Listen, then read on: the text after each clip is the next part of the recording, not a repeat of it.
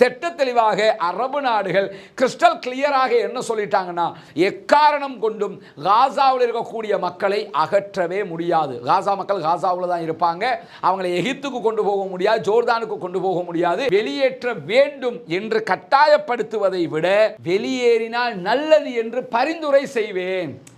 இது மனுஷனுக்காக. இதுதான் என்னன்னா, வெளியேற்றித்தான் ஆகணும், இல்லைனா ரெண்டுல ஒன்று பார்ப்பேன் என்ன நின்றவர். வெளியேறினா நல்லது தானேங்க, காசாவை கொஞ்சம் துப்புரவு பண்ணுவோமேங்க, அதை ஒரு டூரிஸ்ட் பிளேஸாக மாற்றுவோமேங்க, அமெரிக்காட்ட அது இருக்கட்டுமேங்க, இந்த மாதிரி என்ன பண்ணுற காரணம் இறங்கி வந்திருக்கிறார். ஏன்னா இதைத்தான் நம்ம திரும்ப திரும்ப சொல்லி வந்தோம். இன்னும் ஒரு முக்கியமான செய்தி வெளியாகியிருக்கு. அது என்ன செய்தி என்று சொன்னால், அமெரிக்க ஜனாதிபதி டொனால்ட் ட்ரம்ப்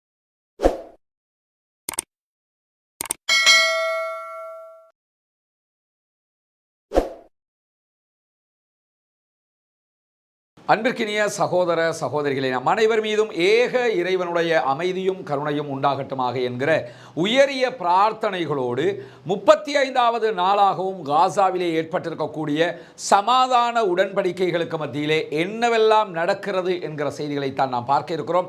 காசாவிலே இஸ்ரேலிய ஆக்கிரமிப்பு இராணுவம் தாக்குதலை ஆரம்பித்து இன்றோடு 505வது நாளாக யுத்தத்தினுடைய நாட்கள் கணக்கிடப்பட்டிருக்கின்றன. இந்த நிலையில தான் இன்றைய தினம் 6 இஸ்ரேலிய பணைய கைதிகளை உயிரோடு ஒப்படைத்திருக்கிறது பாலஸ்தீன விடுதலை அமைப்பு.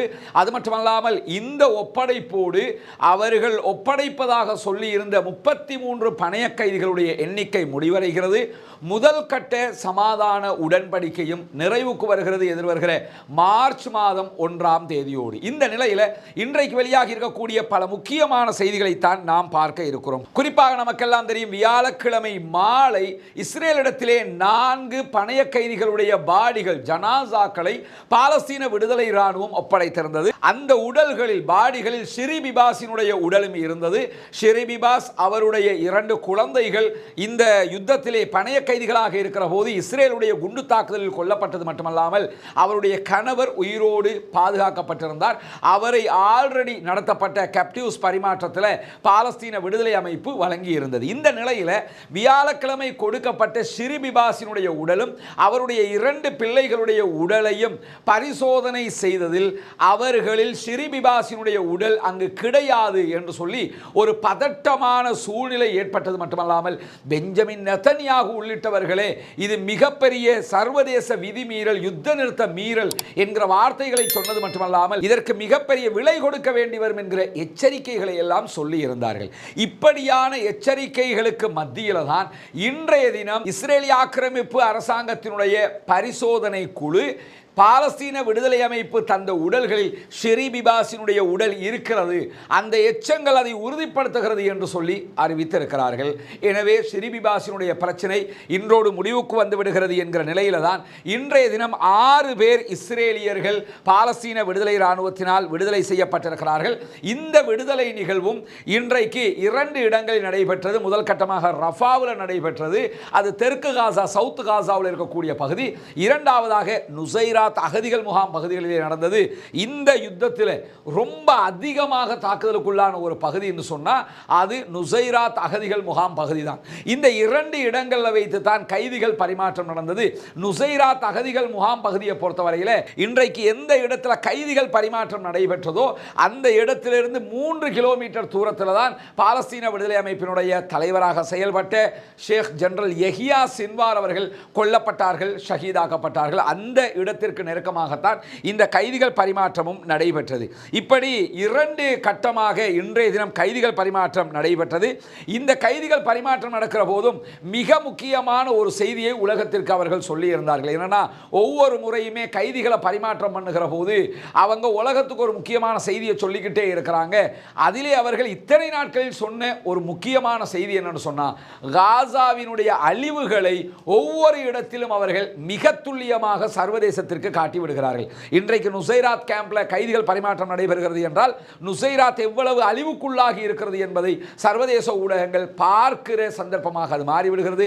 அதே போன்று ரஃபாவுல இன்றைக்கு கைதிகள் பரிமாற்றம் நடக்கிற போது ரஃபாவுல எவ்வளவு அழிவுகள் ஏற்பட்டிருக்கிறது என்பதையும் அங்கிருக்கக்கூடிய பாலஸ்தீன இராணுவத்தினுடைய பலம் எவ்வளவு என்பதையும் அவர்கள் சர்வதேசத்திற்கு சொல்லிவிடுவது மட்டுமல்லாமல் பின்னாடி வைத்திருந்த கட் அவுட்டில் அவர்களுடைய தளபதிகளுடைய தலைவர்களுடைய புகைப்படங்களையும் வைத்திருந்தார்கள், வெற்றி தொடர்பான வாசகங்களையும் எழுதியிருந்தார்கள். இந்த நிலையில் அதிகமான பாலஸ்தீன இராணுவம் அங்கே குவிக்கப்பட்டிருந்தது. குவிக்கப்பட்டது மட்டுமல்லாமல் ஒரு பகுதிகளில் அக்டோபர் 7 2023 இஸ்ரேலுக்குள் புகுந்து அவர்களுடைய ஆட்களை பணைய கைதிகளாக பிடித்த நேரத்தில் பாலஸ்தீன விடுதலை இராணுவம் கைப்பற்றியிருந்த இஸ்ரேலுடைய ஆயுதங்களும் இன்றைக்கு காட்சிக்கு வைக்கப்பட்டிருந்தது. அக்டோபர் 7 உங்க வெப்பனை எல்லாம் நாங்கள் கைப்பற்றியிருக்கிறோம், அந்த வெப்பன்ஸ் தான் இதுன்னு சொல்லி அவங்க அதையெல்லாம் கண்காட்சியாக வைத்திருந்தார்கள். அதையும் இன்றைக்கு சர்வதேச ஊடகங்கள் ஒரு செய்தியாக மாற்றியிருப்பது மட்டுமல்லாமல் அங்க நின்ன பாலஸ்தீன விடுதலை இராணுவத்தினுடைய ஆட்களை நம்ம பார்த்தோம்னு சொன்னா மிக பயங்கரமான ஆயுதங்களை எல்லாம் அவர்கள் கையிலே வைத்துக் கொண்டிருந்த காட்சிகளை பார்க்க முடிந்தது. ராக்கெட் மூலமாக இயக்கப்படுகிற குண்டுகள் கொண்ட ஆயுதங்கள் அவங்க கையிலே வச்சிருந்தாங்க. அதே போன்று கனரக துப்பாக்கிகள் அவர்கள் கையிலே வைத்திருந்தார்கள். இப்படி ஆயுதங்கள், பலமான ஆயுதங்களோடு தான் அவர்களுடைய ஆட்கள் நின்றிருந்த காட்சிகளும் அங்கே இருந்த நிலையில் பொதுமக்களும் ஆயிரக்கணக்கானவர்கள் இந்த காட்சிகளை காண்பதற்காக அங்கே திரண்டிருந்தார்கள்.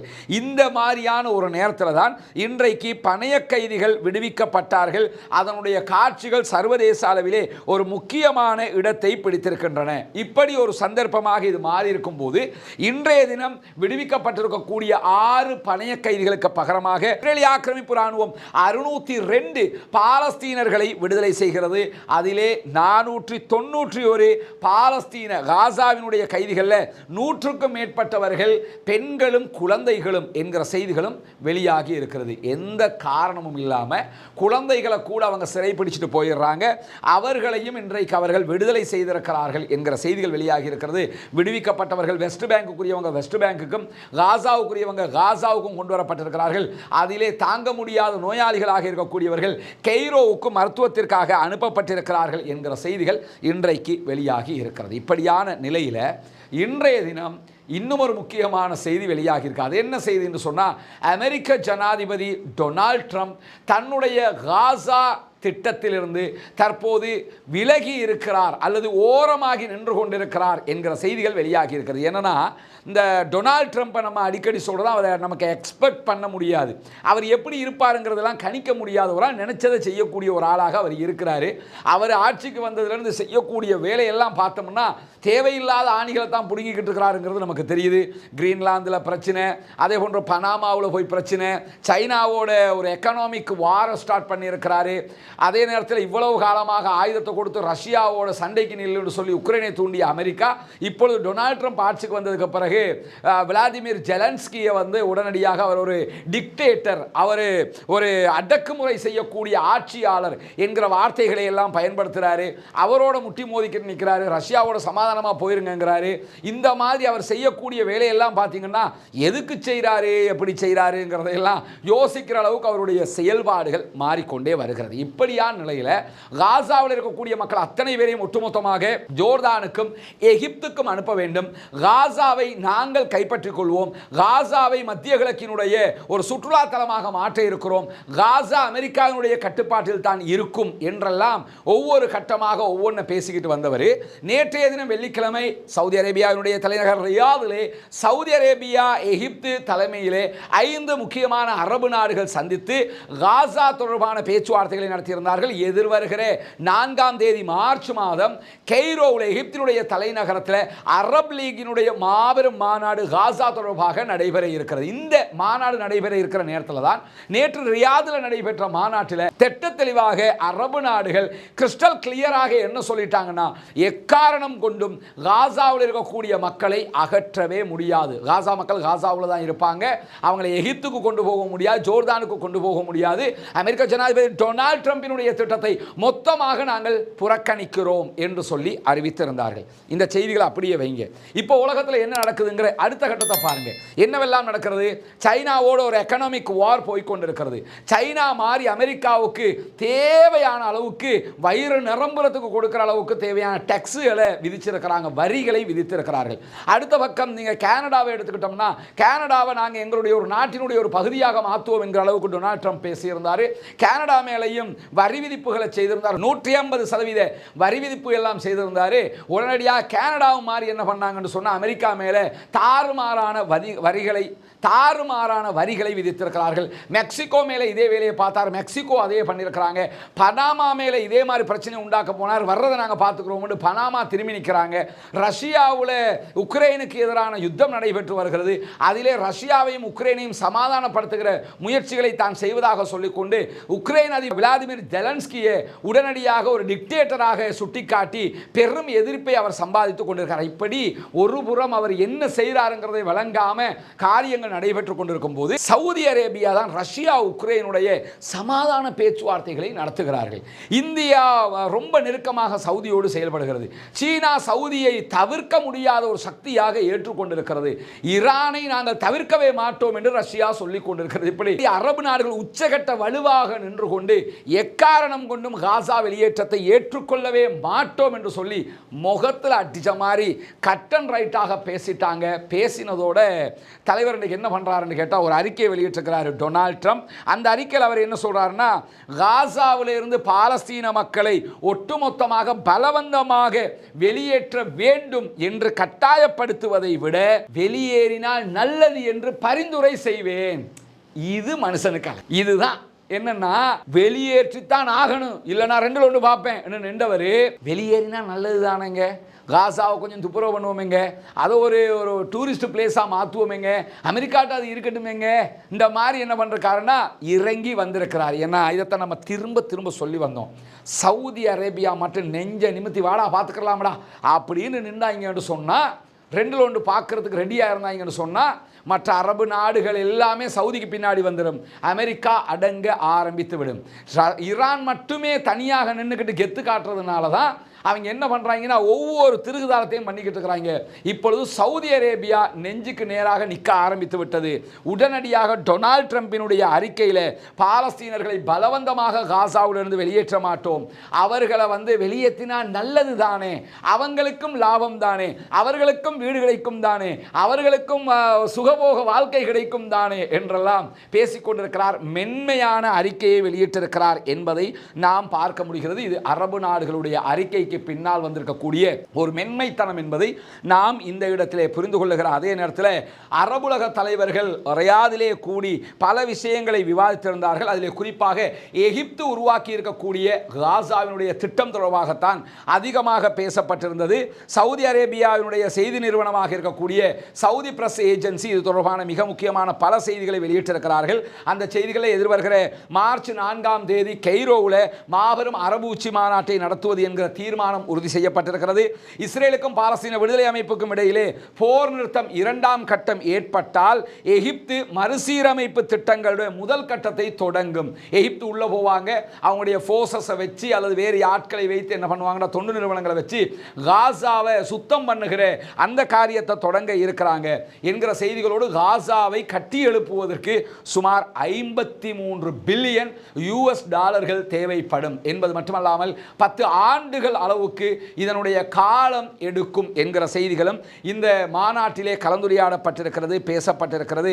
மீண்டும் காசாவை கட்டி எழுப்புவதற்கு அரபு நாடுகள் அர்ப்பணிப்போடு செயல்படுவதற்கு தயாராக இருப்பதாக அறிவித்திருக்கிறார்கள். தேவையான எல்லா உதவிகளையும் எகிப்து வழியாக காசாவுக்கு செய்வதற்கும் தயாராக இருப்பதாக இன்றைக்கு வெளிப்படையாகவே அறிவித்திருக்கிறாங்க. அல்ஹம்துலில்லாஹ். இந்த 53 பில்லியன்ங்கிறது சவுதி அரேபியாவை தூக்கி எடுத்துட்டு போங்கன்றாங்க. ஏன்னா அமெரிக்காவில் சவுதி அரேபியா 600 பில்லியன் US டாலர்களை இன்வெஸ்ட் பண்ண இருக்கிறாங்க. டெக்னாலஜிக்கலி 600 பில்லியன் அமெரிக்காவில் பிசினஸுக்காக இன்வெஸ்ட் பண்றாங்கன்னா 53 பில்லியன்ங்கிறது அவங்களுக்கு மிட்டாய் காசா இல்லையா? கத்தாருக்கு அது ஒரு காசா? உலகத்திலேயே மிக பிரம்மாண்டமான கேஸ் ஏற்றுமதியாளர்களாக இருக்கிறாங்க. UAEக்கு இதெல்லாம் ஒரு காசா? குவைத்துக்கு இதெல்லாம் ஒரு காசா? எந்த நாடு யாரை எடுத்துக்கிட்டாலும் இந்த காசெல்லாம் ஒரு பெரிய காசே கிடையாது. எனவே அரபு நாடுகளே இதை சமாளிச்சிருவாங்க, யூரோப்பிய யூனியனுடைய தேவை இல்லாமலேயே இதை செய்துவிட முடியும் என்கிற நம்பிக்கை இந்த கூட்டத்திற்கு பிறகு அவர்களுக்கு வந்திருக்கிறது என்கிற நிலையில தான் எகிப்தினுடைய முன்னாள் தூதுவர் என்ன பண்றாருன்னா, இன்னைக்கு ஒரு முக்கியமான அறிக்கையை விடுத்திருக்கிறார். அது என்ன சொல்றாருன்னா, ரியாதில் நடைபெற்ற அரபு நாடுகளுடைய கூட்டமைப்பினுடைய மாநாட்டில் சொல்லப்பட்டிருக்கக்கூடிய ஒரு முக்கியமான செய்தி என்னன்னு சொன்னா, ஒரு மிகப்பெரிய நோ என்பதை டொனால்ட் ட்ரம்புக்கு அரபு நாடுகள் முகத்தில் அடித்தால் போல் சொல்லி இருக்கிறார்கள். நோ, நீங்கள் சொன்னதை நாங்கள் ஏற்றுக்கிற மாட்டோம் அப்படி சொல்லலை, ஒரு மிகப்பெரிய நோவை சொல்லியிருக்கிறாங்க. இல்லை என்பதை பெரிய பிரம்மாண்டமான இல்லையாக சொல்லியிருக்கிறார்கள்.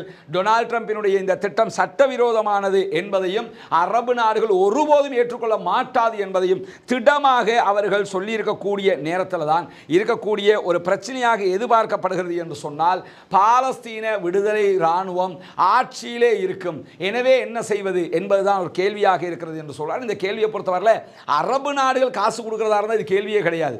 யூரோப்பிய யூனியனோ அமெரிக்காவோ பணம் கொடுக்கிறதாக இருந்தால் தான் பாலஸ்டைன் விடுதலை இராணுவம் அங்கே இருக்கிறாங்க, எனவே நாங்கள் தரமாட்டோம்னு டிமாண்டு பண்ண முடியும். அரபு நாடு அள்ளி கொடுக்கிறதா இருந்தால் எதுக்கு, எந்த டிமாண்டுமே தேவையில்லை, அவங்களே அள்ளி கொடுத்துட்டு போயிடுவாங்கிறதா இங்கே முக்கியமாக கவனிக்கப்பட வேண்டிய ஒன்றாக இருக்கிறது. இப்படியான நேரத்தில் நியூயார்க்கில் இருக்கக்கூடிய இஸ்ரேலுடைய முன்னாள் தூதர் அலோங் பிங்காஸ் என்கிறவர் ஒரு முக்கியமான அறிக்கையை வெளியிட்டிருக்கிறார். அதில் அவர் என்ன சொல்கிறாருன்னா, காசாவிலிருந்து பாலஸ்தீன விடுதலை அமைப்பை அகற்றணும்னு சொல்கிறீங்க, தற்போதைய நிலையில் அது சாத்தியப்படுகிற ஒரு திட்டமே கிடையாது. அவங்க இல்லாமல் வேறு யார் காசாவுக்குள்ள இருக்கிறாங்க, பார்க்குற இடமெல்லாம் அவங்க தான் இருக்கிறாங்க. எனவே காசாவில் பாலஸ்தீன விடுதலை அமைப்பினுடைய இடைவெளியை யாராலும் நிரப்ப முடியாது என்கிற நிலையில் பாலஸ்தீன விடுதலை அமைப்பினுடைய பொலிட் பீரோ உறுப்பினராக இருக்கக்கூடிய பஸ்ஸாம் நாயிம் அவர்கள் இன்றைக்கு ஒரு அறிக்கை வெளியிட்டிருக்கிறார். அதில் அவர் என்ன சொல்றாருன்னு கேட்டால், நாங்கள் ஆட்சியை கைவிடுவதற்கு தயாராக இருக்கிறோம், சில நிபந்தனைகள் இருக்கிறது. குறைந்தபட்சம் ரமல்லாவை ஆட்சி செய்து கொண்டிருக்கக்கூடிய, வெஸ்ட் பேங்க் ஆட்சி செய்து கொண்டிருக்கக்கூடிய பாலஸ்தீன அத்தாரிட்டி இடத்துல, ஃபத்தாஹ் இடத்துல கூட நாங்கள் ஆட்சியை கொடுக்கறதுக்கு எங்களுக்கு எந்த பின்னடைவும் கிடையாது, நாங்கள் தயாராக இருக்கிறோம். எகிப்தினுடைய முன்மொழிவை கூட நாங்கள் வரவேற்கிறதுக்கு தயாராக இருக்கிறோம். ஆனால் இஸ்ரேலிய ஆக்கிரமிப்பு இராணுவம் ஒட்டுமொத்தமாக எல்லா பகுதிகளில் இருந்தும் காசாவினுடைய எல்லைகளில் இருந்து வெளியேறிவிட வேண்டும். அதே நேரத்தில் பாலஸ்தீனத்திற்கு உண்மையான தேசிய இலக்காக இருக்கக்கூடிய தனி நாடு அந்தஸ்து வழங்கப்பட வேண்டும். பாலஸ்டைனை ஒரு நாடுன்னு அறிவிச்சு விட்ருங்க, நாங்கள் ஆட்சியில் இருந்தால் என்ன இல்லாட்டி என்ன, யார் ஒரு குப்பை சுப்பன் வந்து ஆட்சியை செஞ்சுட்டு போகட்டுமே, நமக்கு என்ன வேண்டி கிடக்குது, நாங்கள் இருக்கிறத எதுக்குண்டா சுதந்திரத்தை வாங்குறதுக்கு. நீங்கள் சுதந்திரத்தை தந்துட்டீங்கன்னா நாங்கள் ஆட்சியில் இருக்கவே வேண்டியதில்லை. லாஜிக்கலி அவர் என்ன செய்கிறாருன்னா, அழகான ஒரு நெத்திப்பொட்டு பதிலை சொல்லியிருக்கிறார். எனவே நீங்கள் பாலஸ்தீனத்துக்கு தனி நாடு சுதந்திரத்தை தந்துடுங்க, நாங்கள் ஆட்சியில் இருந்து ஒதுங்கிக் கொள்கிறோம், எங்களுடைய சுய நிர்ணயத்தை வென்றெடுக்கிற வரைக்கும் இதனை நாங்கள் தொடருவோம் என்று சொல்லி பஸ்ஸாம் நாயிம் அவர்கள் இன்றைக்கு பகிரங்கமாக அல் ஜசீராவுக்கு வழங்கியிருக்கக்கூடிய பேட்டியிலும் இந்த கருத்தை சொல்லியிருக்கிறார், அறிக்கையாகவும் அதனை வெளியிட்டிருக்கிறார். எனவே அரபு நாடுகளுடைய அப்ரோச்சும் அரபு நாடுகளுடைய நடவடிக்கைகளும் பாராட்டுக்குரியதாக இருக்கிறது. இந்த மாதிரியான செயல்பாடுகளால் தான் நமக்கு வெற்றி கிடைக்கும் என்பது நமக்கு தெரிகிறது. டொனால்ட் ட்ரம்பை பின்வாங்குகிற ஒரு நிலை தற்போது உருவாகி இருக்கிறது. அல்ஹம்துலில்லாஹ், பாலஸ்தீன மக்கள் வெற்றி பெற வேண்டும், பாலஸ்தீன மக்கள் சுதந்திரம் அடைய வேண்டும், பாலஸ்தீன மக்களும் நம்மை போன்ற நிம்மதியானவர்களாக மாற வேண்டும் என்கிற பிரார்த்தனை அல்லாஹ்விடத்திலே முன்வைக்க தவறிவிடாதீர்கள். பாலஸ்தீன மக்களுக்காக ஜனநாயக ரீதியாக குரல் கொடுக்க மறந்து விடாதீர்கள். ரஸ்மின் எம்ஐஎஸ்சி நியூஸ் என்கிற நம்முடைய சேனலை சப்ஸ்கிரைப் செய்யாத சகோதரர்கள் உடனடியாக சப்ஸ்கிரைப் செய்து கொள்கிற அதே நேரம் ரஸ்மின் எம்ஐஎஸ்சி அப்டேட்ஸ் என்கிற நம்முடைய சேனலையும் இணைந்து கொள்ளாதவர்கள் உடனடியாக இணைந்து கொள்ளுங்கள். வாட்ஸ்அப், டெலிகிராம் உள்ளிட்ட சேனல்களில் இணைய விரும்புகிறவர்கள் கீழே டிஸ்கிரிப்ஷனில் இருக்கக்கூடிய அந்த சேனலுடைய லிங்கினூடாக நீங்கள் இணைந்து கொள்ள முடியும். நம்மை ஃபேஸ்புக், இன்ஸ்டாகிராம், டிக்டாக் அதே போன்று எக்ஸில் தொடர விரும்புகிற யாராக இருந்தாலும் ரஸ்மின் எம்ஐஎஸ்சி என்கிற பெயரை டைப் பண்ணி நீங்கள் ஃபாலோ செய்து கொள்ள முடியும் என்கிற செய்திகளையும் கூறிக்கொண்டு முடித்துக் கொள்கிறேன். வாஹிரு தஅவானா அல்ஹம்துலில்லாஹி ரப்பில் ஆலமீன்.